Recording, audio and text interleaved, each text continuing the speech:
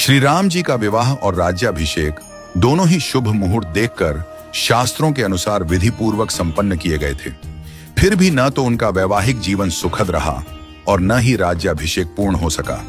विवाह के तुरंत बाद उन्हें वनवास मिला और राज्याभिषेक के दिन ही उन्हें राजमहल की जगह वन की ओर प्रस्थान करना पड़ा। यह सब विधि का विधान था। जब इस दुखद परिस्थिति का कारण पूछा गया तो महर्षि वशिष्ठ जी ने कहा, सुनहु भरत, भावी प्रबल बिलखी कहे मुनिनाथ, हानि लाभ जीवन मरण यश अपयश विधि हाथ।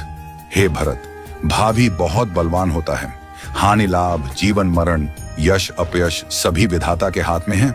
मनुष्य चाहकर भी भाग्य को नहीं बदल सकता। श्री राम जो धर्म के मूर्तिमान स्वरूप हैं, जिनके जीवन का प्रत्येक क्षण मर्यादा और सत्य की मिसाल है, वे भी अपने भाग्य को नहीं टाल सके। उन्हें वनवास मिला, पत्नी सीता को खोना पड़ा और अंत में उन्होंने स्वयं सरयू में जल समाधि लेकर अपनी लीला का समापन किया। श्री कृष्ण जिन्हें योगेश्वर कहा गया, जिन्होंने गीता में कर्म, ज्ञान और भक्ति का मार्ग बताया, वे भी अपने कुल के विनाश को नहीं रोक सके। उनके यादव वंश में आपसी कलह से एक दूसरे का संहार हुआ। महादेव शिव जो महामृत्युंजय के अधिष्ठाता हैं, वे भी अपनी प्रिया सती की मृत्यु को नहीं रोक सके। त्रिकालदर्शी होकर भी वे विधि के विधान को नहीं बदल सके। रामकृष्ण परमहंस जिन्हें दिव्य सिद्धियां प्राप्त थीं और जिन्होंने हजारों लोगों को ईश्वर का मार्ग दिखाया, वे भी कैंसर जैसी बीमारी को नहीं रोक सके। उन्होंने कहा था, यह शरीर नश्वर है, आत्मा ही अमर है। रावण जिसके पास अपार बल और ज्ञान था, जो शिव का भक्त था, वह भी अपने अहंकार के कारण नाश को नहीं टाल सका।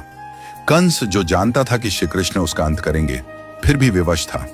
इन सभी घटनाओं से यही सिद्ध होता है कि मनुष्य अपने जन्म के साथ ही जीवन और मरण, यश और अपयश, लाभ और हानि, स्वास्थ्य और रोग, शरीर का स्वरूप, परिवार, समाज, देश और स्थान, इन सब का निर्धारण करके आता है। मनुष्य को यह भ्रम होता है कि वह सब कुछ नियंत्रित कर रहा है, लेकिन वास्तव में सब कुछ ईश्वर के संकेत से ही चलता है।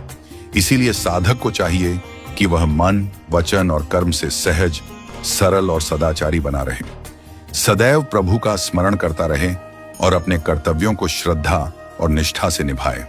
मुहूर्त न जन्म के लिए तय होता है, न मृत्यु के लिए।